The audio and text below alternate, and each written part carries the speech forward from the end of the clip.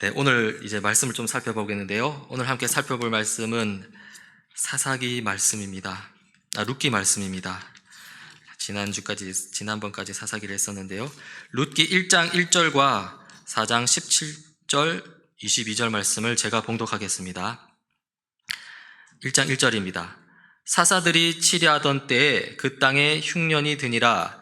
유다 베들레헴에 한 사람이 그의 아내와 두 사람을 데리고 모압 지방에 가서 거류하였는데, 그리고 룻기 4장 17절부터 22절입니다. 그의 이웃 여인들이 그에게 이름을 지어주되 나오미에게 아들이 태어났다 하여 그의 이름을 오벳이라 하였는데 그는 다윗의 아버지인 이새의 아버지였더라. 베레스의 계보는 이러하니라. 베레스는 헤스론을 낳고 헤스론은 람을 낳았고 람은 암미나답을 낳았고 암미나답은 나손을 낳았고 나손은 살몬을 낳았고 살몬은 보아스를 낳았고 보아스는 오벳을 낳았고 오벳은 이새를 낳고 이새는 다윗을 낳았더라. 아멘.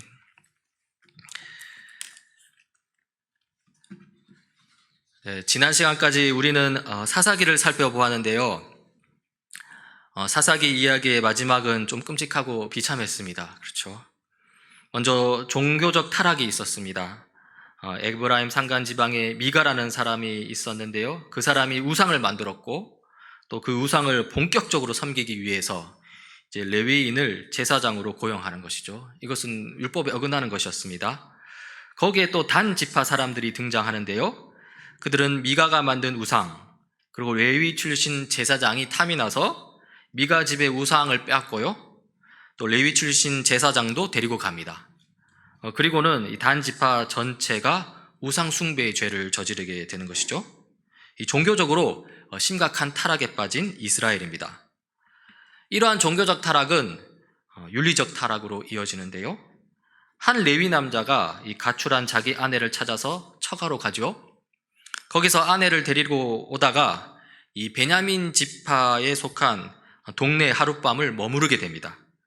거기 동네 불량배들이 나타나서 이제 레위 남자의 아내를 이제 윤관하게 되고요. 그 아내는 결국 죽게 됩니다. 레위 남자는 자기 아내의 시신을 12토막을 내서 이스라엘 전 지파에게 보내서 그 실상을 알립니다. 그런데 베냐민 지파는 이 자기 지파에 속한 불량배들에게 이 적절한 형벌을 가하기보다는 그들을 보호하죠. 그러자 분노한 이스라엘 나머지 지파들은 베냐민 지파를 거의 몰살시켜 버립니다. 여기서 우리는 집단 성폭행과 살해, 시신 훼손, 그리고 집단 학살까지 윤리적으로 심각한 타락에 빠진 이스라엘을 보게 됩니다. 이러한 이스라엘의 종교적 윤리적 타락 이야기 이후에 사사기 기록자는 다음과 같은 말로 사사기 이야기를 마무리합니다. 그때에는 이스라엘의 왕이 없었으므로 사람들은 저마다 자기의 뜻에 맞는 대로 하였다. 이 사람들이 자기의 뜻대로 살아서 이 지경이 되었는데 그 원인이 무엇이냐 했을 때 이 사람들을 이끌어줄 왕이 없어서 그랬다는 것이죠. 이 오늘 살펴볼 룻기는 이 사사기와 아주 깊은 연관성을 가진 성경책입니다. 룻기 1장 1절은 이렇게 시작하죠. 사사시대에 그 땅에 기근이 든 일이 있었다. 이 사사시대라는 단어가 나오는데요. 이 룻기는 사사시대라는 이 암흑기 속에서 일어난 작은 이야기라고 할 수 있습니다. 총 4장밖에 안 됩니다. 그리고 룻기 1장 1절 후반부에 이렇게 나오죠. 그때 유다 베들레헴 태생의 한 남자가 모압 지방으로 가서 임시로 살려고 아내와 두 아들을 데리고 길을 떠났다. 다시 말해서 룻기는 유다 베들레헴 태생의 한 남자가 이룬 한 가족의 이야기입니다. 이야기 규모로 따지자면 앞서 사사기 전체도 아니고 그 일부분을 차지하던 종교적 타락 이야기, 윤리적 타락 이야기에도 미치지 못합니다. 종교적 타락 이야기에서는 이제 단 지파가 등장하고요. 그리고 윤리적 타락 이야기에서는 베냐민 지파뿐만 아니라 12지파 다 등장하잖아요. 상당히 규모가 큰 이야기입니다. 그에 비해서 룻기는 한 가족의 이야기, 그야말로 작은 이야기인 것이죠. 그렇지만 이 작은 이야기가 이스라엘 역사를 바꾸는 하나의 전환점이 됩니다. 어떻게 이 작은 이야기가 이스라엘 역사를 바꾸는 이야기가 될 수 있을까요? 그것은 룻기 마지막에 나옵니다. 4장 17절에 보면 이렇게 나옵니다. 이웃 여인들이 그 아기에게 이름을 지어주면서 나오미가 아들을 보았다 하고 환호하였다. 그들은 그 아기의 이름을 오벳이라고 하였다. 그가 바로 이새의 아버지요 다윗의 할아버지다. 지금 룻기의 중간 이야기는 다 빠뜨리고 지금 마지막 이야기를 읽어드렸는데요. 룻이 아기를 낳았습니다. 그런데 누가 등장합니까? 이 다윗이 등장합니다. 룻이 오벳을 낳아서 나오미에게 안겨다 주는 장면인데요. 이 룻의 아들 그 오벳이 이새를 낳고 이새는 다윗을 낳았다는 것이죠. 여기서 다윗이 누구냐 하면 바로 이스라엘 역사상 가장 위대한 왕이라고 일컬어지는 사람입니다. 바울은 다윗에 대해 이렇게 평가하는데요.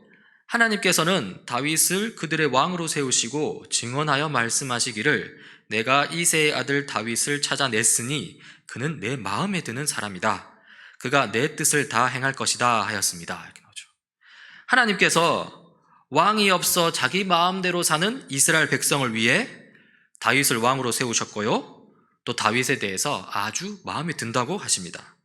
그리고 이 다윗으로부터 예수 그리스도가 나옵니다. 로마서 1장 3절 4절입니다.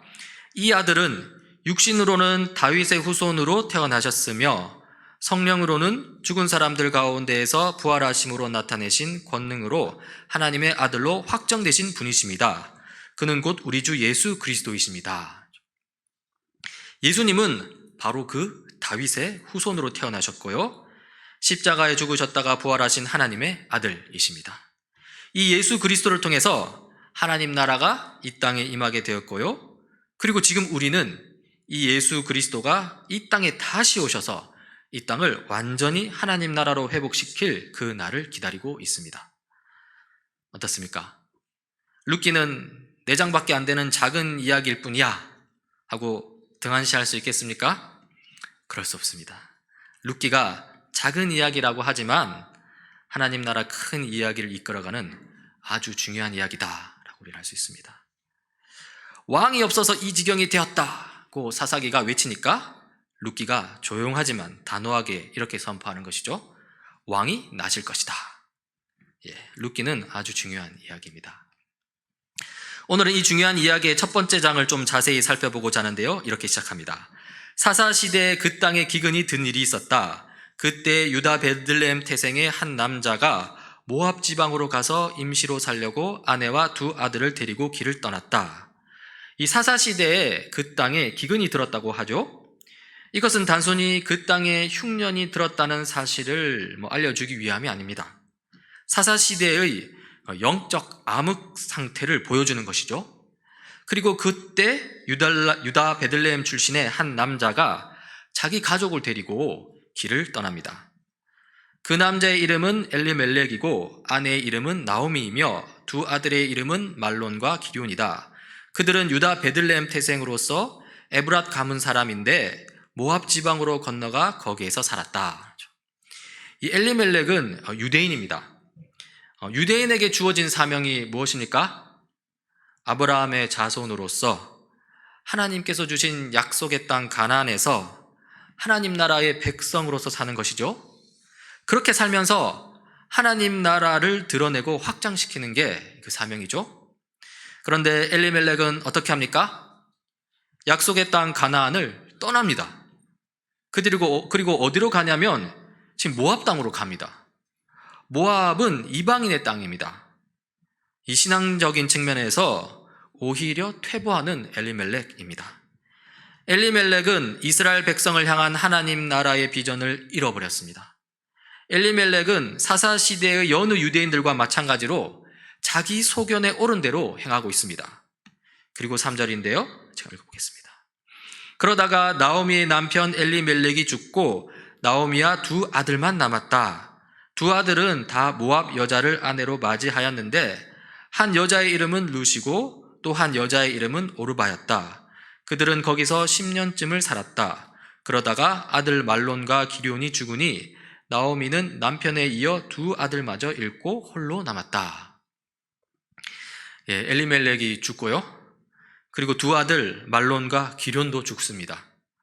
이제 남은 사람은 엘리멜렉의 아내 나오미, 그리고 두 아들의 아내이자 나오미의 며느리 룻과 오르바입니다. 이 엘리멜렉의 아내 나오미의 입장에서 아주 암담한 상황입니다. 이방 땅 모압에서 남편과 아들을 잃었고요.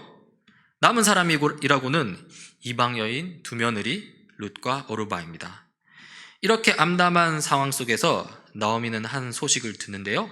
6절입니다. 모압 지방에서 사는 동안에 나오미는 주님께서 백성을 돌보셔서 고향에 풍년이 들게 하셨다는 말을 듣고 두 며느리와 함께 모압 지방을 떠날 채비를 차렸다. 주님께서 이스라엘 백성을 돌보셨고요. 그래서 고향 가나안 땅에 풍년이 들게 했습니다. 그러자 나오미는 이 두 며느리와 함께 모압 땅을 떠나 다시 가나안 땅으로 돌아가려고 하죠. 이렇게 나오미와 두 며느리는 길을 떠나는데요. 길을 가다가 나오미가 이 두 며느리에게 이렇게 말합니다. 너희는 제각기 친정으로 돌아가거라. 너희가 죽은 너희의 남편들과 나를 한결같이 사랑하여 주었으니 주님께서도 너희에게 그렇게 해주시기를 빈다. 너희가 각각 새 남편을 만나 행복한 가정을 이루도록 주님께서 돌봐주시기를 바란다.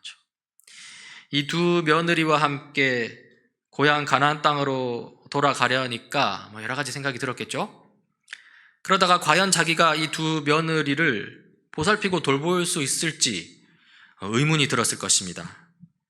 이 며느리들이 아직 젊으니까 이 자기들의 고향 모압 땅에 남아서 새 남편을 만나고 가정을 이루는 것이 더 낫다는 그런 생각이 들었을 것입니다. 그래서 며느리들을 떠나 보내려고 하는 것이죠.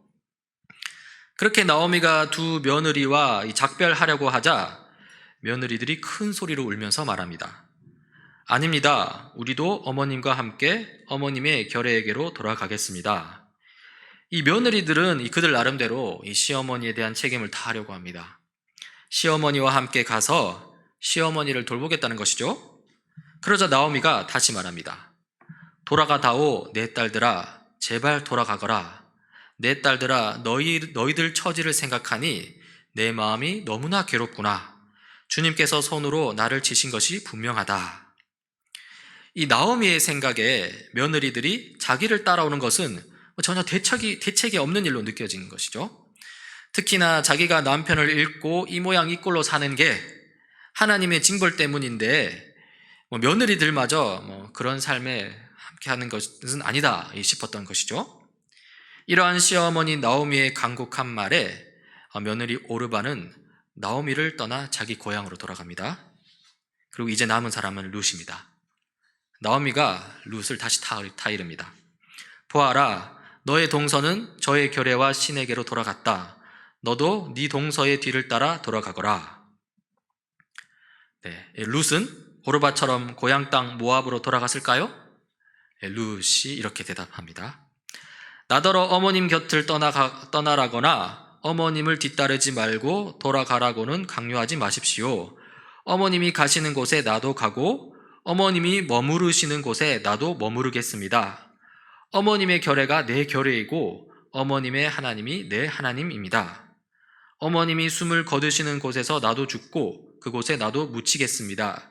죽음이 어머님과 나를 떼어놓기 전에 내가 어머님을 떠난다면 주님께서 나에게 벌을 내리시고 또 더 내리신다 하여도 달게 받겠습니다.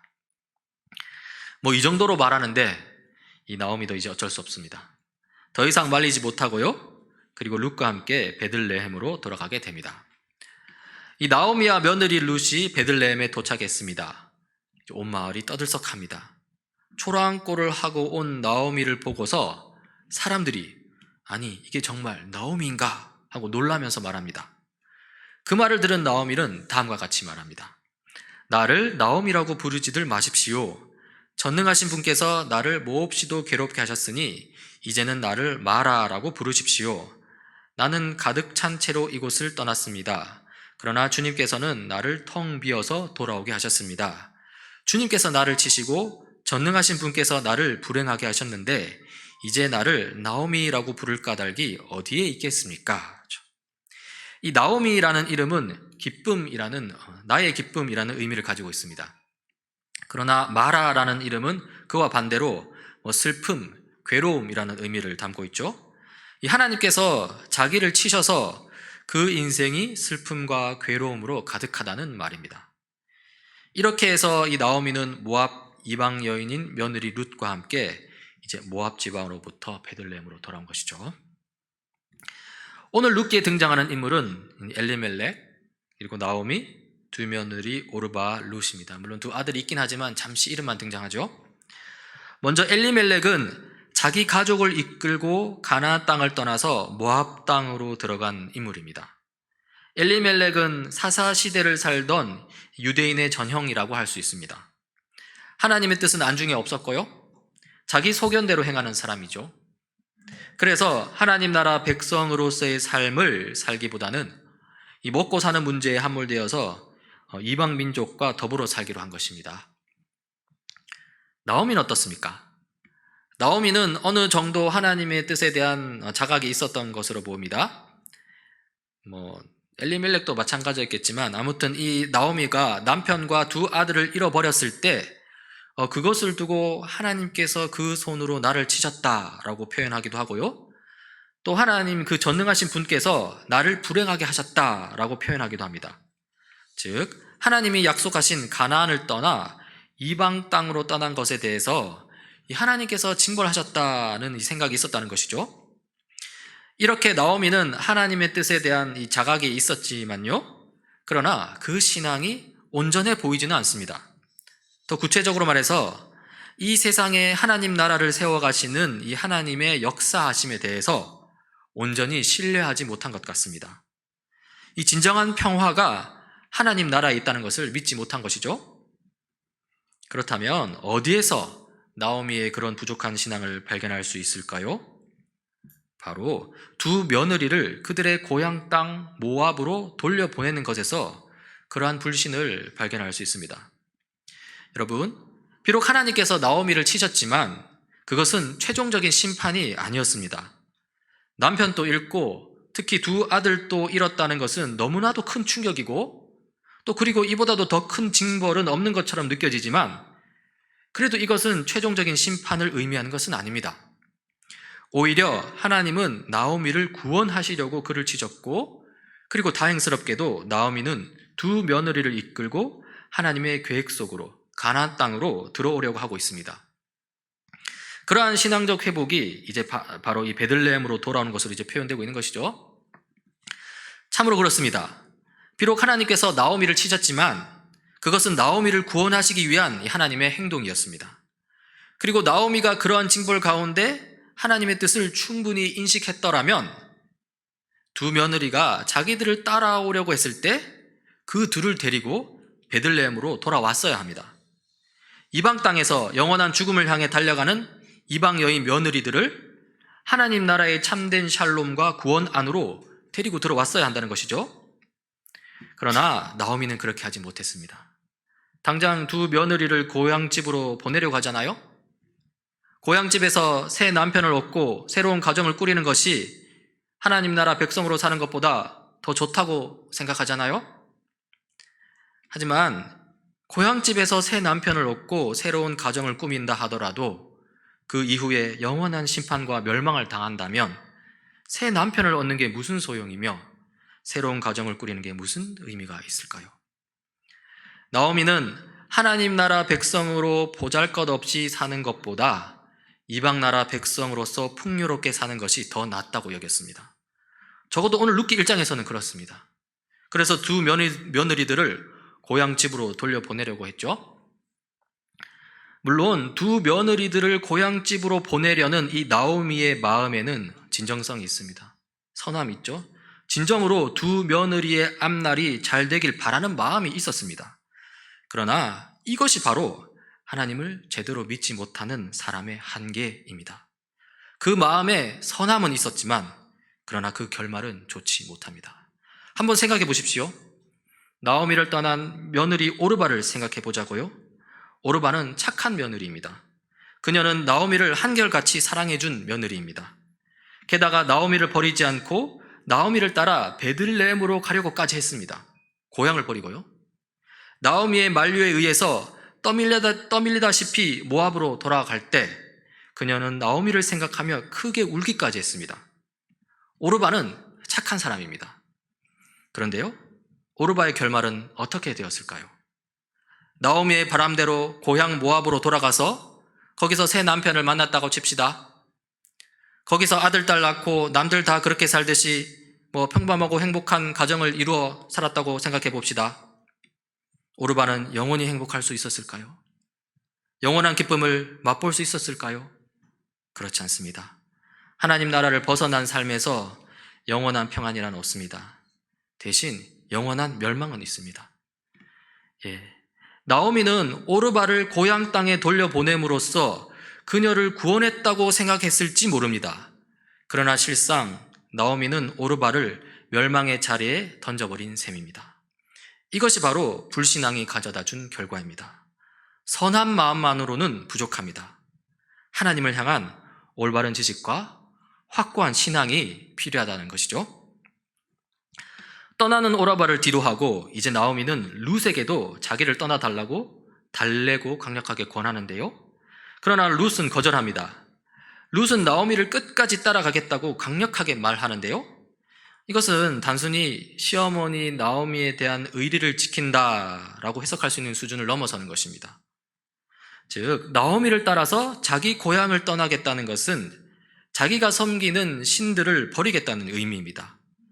그리고 나오미가 섬기는 하나님을 따르겠다는 의미입니다. 결국 룻에게는 하나님을 향한 신앙이 분명히 있었다는 것이죠. 어쩌면 그 신앙의 크기가 현재 시어머니 나오미보다 더 큰 것 같습니다. 젊은 나이의 여인입니다. 모압 땅 자기 고향으로 돌아가면 새 남편을 얻을 수 있고 새 가정을 꾸릴 수도 있습니다. 그러나 그 모든 것을 포기합니다. 그리고 잘 알지 못하는 곳으로 떠나는 것이죠. 거기서 어떤 대우를 받을지 알지 못합니다. 실패한 유대인 나오미를 따라가는 것이고요. 거기서 이방인이라고 괄시를 받을 수도 있습니다. 상식적으로 생각해 볼 때 룻이 나오미를 따라가는 것은 좀 말이 안 됩니다. 그러나 룻은 나오미를 따라갑니다. 그리고 그렇게 따라갈 수 있는 이유가 무엇이냐는 이 질문을 던지게 되면 이 지금으로서는 떠오르는 이유가 단 한 가지밖에 없습니다. 그것은 룻이 그의 시부모로부터 들었던 하나님에 대한 신앙을 가졌기 때문이라는 것이죠. 시아버지 엘리멜렉, 시어머니 나오미가 비록 신앙이 많이 무너진 상태이지만 그래도 그들은 유대인으로서 하나님의 역사심에 대한 기억이 있었을 테고요.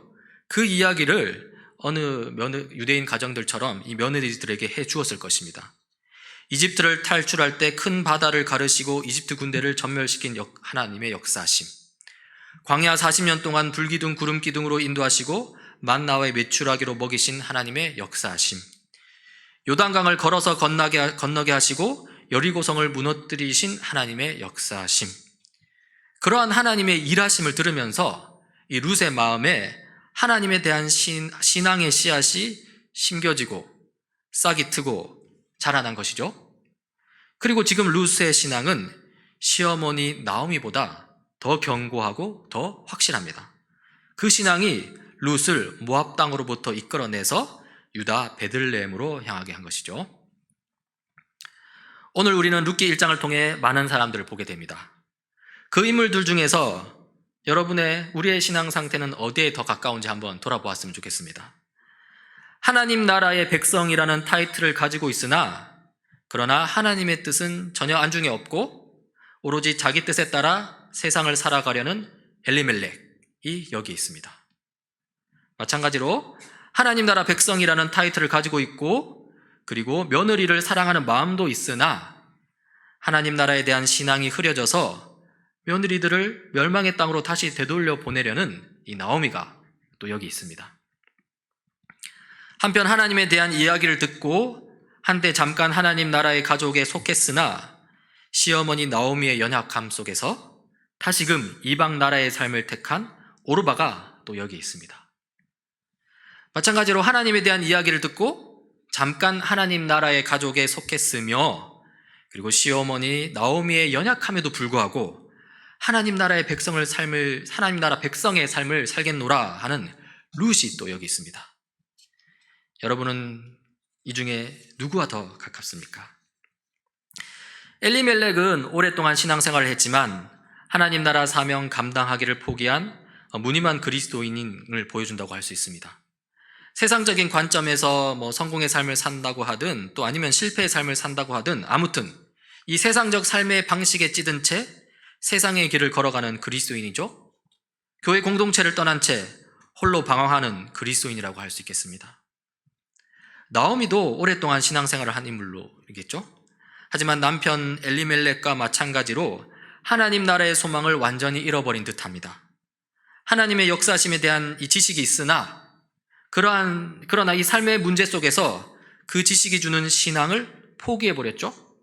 심지어 자기 며느리들을 다시 세상으로 돌려보내려고까지 합니다. 열심히 예수 믿으려는 이웃집 영희 엄마에게 예수 대충 믿으라고 권유하는 그리스도인 철수 엄마가 여기에 해당된다고 할 수 있지 않을까요? 한편 오르바 룻은 하나님 나라 백성의 삶을 이 간접적으로 경험한 사람들을 가리킨다고 할 수 있습니다. 그 중에 오르바는 다시 세상의 길을 걷기로 했죠. 착한 마음의 소유자였지만 삶의 문제에 함몰되었고요. 다시금 세상으로 돌아가고 만 것입니다. 예수 대충 믿으라는 이 철수 엄마의 이야기를 듣고 보니 정말로 대충 믿는 게 더 낫겠다 싶은 것이죠. 그러다가 점차 교회 공동체를 등한시하게 되고 결국에는 떠나고 마게 된 것입니다. 오르바가 세상의 길로 갔다면 룻은 그렇지 않습니다. 시부모로부터 들었던 성경 이야기에 대한 확고한 믿음이 섰다고 볼 수 있습니다. 비록 믿음이 생긴 지 얼마 되지 않았지만 분명한 신앙 고백이 있고요. 우리 오늘 김양희 교우님처럼. 그리고 비록 믿음이 생긴 지 얼마 되지 않았지만 그 신앙 고백 가운데 하나님 나라에 동참하는 삶을 살게 되었다는 것이죠. 우리가 룻기 이야기의 결말을 이미 알다시피 룻을 통해서 이 다윗이 나오고요. 그리고 다윗을 통해 예수 그리스도가 오셨으니 이방 여인 룻은 정말로 하나님 나라에 아주 강력하게 동참하는 삶을 살았다. 이렇게 평가할 수 있겠습니다. 자, 여러분은 누가 더 가깝습니까? 엘리멜렉입니까? 나오미입니까? 오르바입니까? 룻입니까? 엘리멜렉이나 나오미처럼 신앙 연수가 길고 룻처럼 신앙적 열정을 간직한 인물이 오늘 본문에서는 안 나오는데요. 그러나 우리 다니엘 새시대 교우님들 중에 그런 신앙 연수가 긴 교우님들께서 우리 그 인물을 대신해 주시길 바랍니다. 결국 핵심은 룻과 같이 하나님 나라라는 이 거대한 이야기에 사로잡혀야 한다는 것입니다. 나이가 많든 적든 상관없습니다. 신앙의 연수가 길든 짧든 상관없습니다. 하나님 나라 이야기에 사로잡힐 때 하나님 나라 백성으로 살 수 있습니다. 오늘 우리가 살펴본 룻기는 하나님 나라라는 거대한 이야기를 이어주는 작지만 중요한 이야기입니다. 사사시대라는 이 비참하고 끔찍한 시대 속에서 앞으로 올 다윗 왕을 미리 보여줌으로써 하나님 나라가 여전히 건재하다는 것을 보여주는 중요한 이야기입니다. 이 중요한 이야기를 중심으로 더 큰 하나님 나라 이야기를 항상 듣고 마음에 새기는 우리가 되길 바랍니다. 그리하여 실제 삶으로 하나님 나라 이야기에 동참하는 저와 여러분이 되길 바랍니다. 소망 잃지 맙시다. 우리 주 예수 그리스도께서 하나님 나라 이 거대한 이야기를 아름답게 마무리하기 위해서 이제 곧 다시 오실 것입니다. 네, 기도하시겠습니다. 하나님 아버지, 오늘 우리는 중요한 이야기를 들었습니다. 사사시대 참혹한 시대 속에서 다윗 왕이 태어날 것이라는 이야기를 들었습니다. 또한 우리 또한 중요한 이야기를 가지고 있습니다. 죄와 타락으로 비참한 시대 속에서 우리 주 예수 그리스도께서 만왕의 왕으로 이 땅에 영광으로 다시 오실 것이라는 이야기를 품고 있습니다. 하나님 나라의 큰 이야기를 연결하고 형성하는 이 작은 이야기들이 우리의 삶의 모습이 되게 하옵소서. 하나님을 향한 온전한 신앙 가운데 하나님 나라 백성의 삶을 살아내는 저희들이 되게 하옵소서. 예수님 이름으로 기도드립니다. 아멘.